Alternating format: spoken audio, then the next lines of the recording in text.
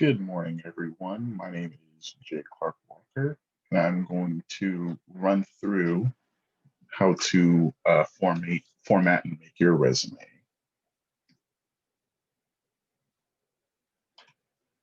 So, what is a resume? A resume is a concise summary of your experiences and skills relevant to the field that you are entering. It will highlight your accomplishments to show potential employers you are qualified for the job. And then also, its main purpose is to get you an interview. This is your one-way ticket to be able to give your first impression and talk about all the experience that you will bring to the job and why you should be chosen for that job. So, when you're building your experience, there's a couple of things you can look for to put onto your resume. A couple of things are unpaid internships, outside activities, volunteer positions, certified programs, any conferences that you've attended. And then, of course, the most important thing is the past job duties that you did.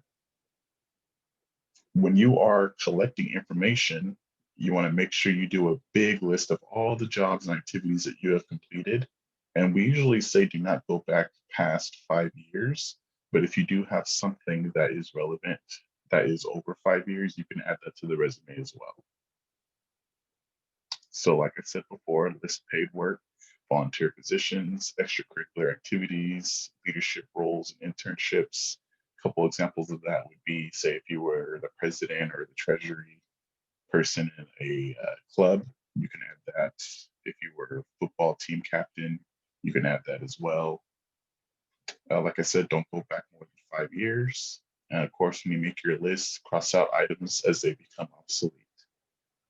And all information must be accurate and truthful because when you give it to your employer, they may actually fact check what you have on there. So make sure that you aren't putting anything that's false. When you're writing your resume, you want to make sure that your name should be slightly larger than the rest of your information and it is at the very top. You want to keep your resume clear, concise, and easy to read. And then you want to tailor to the position that you're applying for. You don't want to put a restaurant position if you're going in for a engineering position or vice versa. You want to make sure that it pertains to the job that you are applying for. We say to try to edit it down to a one-page length. Don't crowd your resume. Some white space is good. It actually makes it a lot more easier to read and for employers to jump to certain sections if they don't want to read the whole resume. And then when you're setting it up, divide it into distinct sections. Label all the sections except for your personal information because that should go at the very top. And then within each section, make sure you use a clear logical order, and I'll show you an example of that as well. So here's the resume we're going to be using as an example. When you're dividing into distinct sections, you can see this one has the name up top. All the sections are labeled, summary, highlights, experience, and education at the bottom. And then the clear logical order that I was talking about for this resume, they have from their most recent to their latest. So they're going from 2011 to current, 2010 to 2011, and then 2005 to 2010. Now, this one does go back a few years back, more than 5 years, but that is okay because it does pertain to the position they're applying for. Now, the language that you want to use, you want to make sure to use professional language as much as possible. Avoid using slang words that you would use when talking to a friend or someone you know personally. And do not abbreviate. It's always best to just spell out the entire word because it makes it look more professional as well. And then when you are making your resume, using action verbs is always the best too. And there's a huge pool of them that you can find from online, but here's a couple examples that you could use for that as well. For your references, you can include them on your resume if the space does permit. At the very bottom, I would say you can use references available upon request, but if your application already allows you to put references on the actual application itself, you don't have to put that. And then I always say make sure they're not related to you. I always go by your current boss or supervisor first, and then your coworkers, because those two people are actually going to know your work ethic. and it'll make it more truthful as well.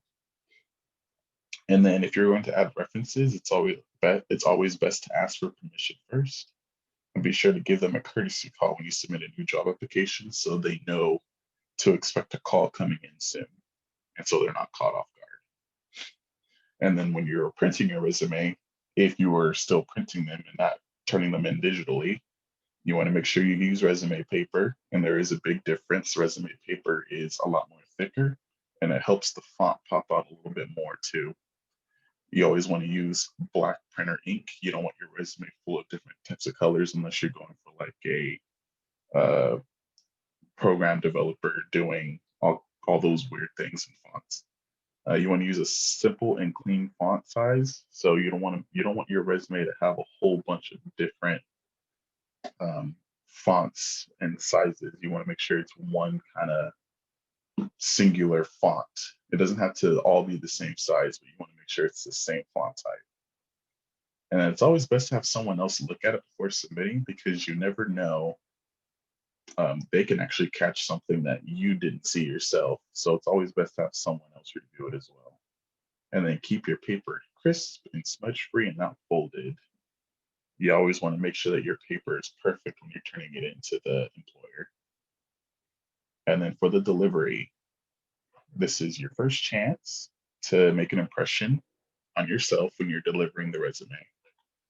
So you always want to practice your handshake and work on eye contact for both males and females. Believe it or not, there is a difference for mannerisms and how to shake hands and make eye contact.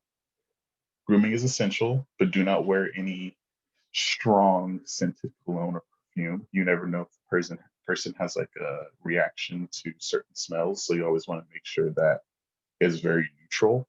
I always say just put on some deodorant and leave it at that. Make sure it's odorless. And then, of course, when you're turning it in person, you want to dress for success. You want to make sure that you look as nice as possible. You don't have to go over the top, but you don't want to show up in your pajamas. And then usually, if this were in person, I would ask the class if there was any questions. But since we're doing this virtually, you can always email your questions to me. And here's my email. And then if you wanted to have your resume looked at one-on-one, these are the days that you could request to see me. And then I will block you for an hour and I can review your resume and help you write it. Other than that, thank you for watching and have a very nice day.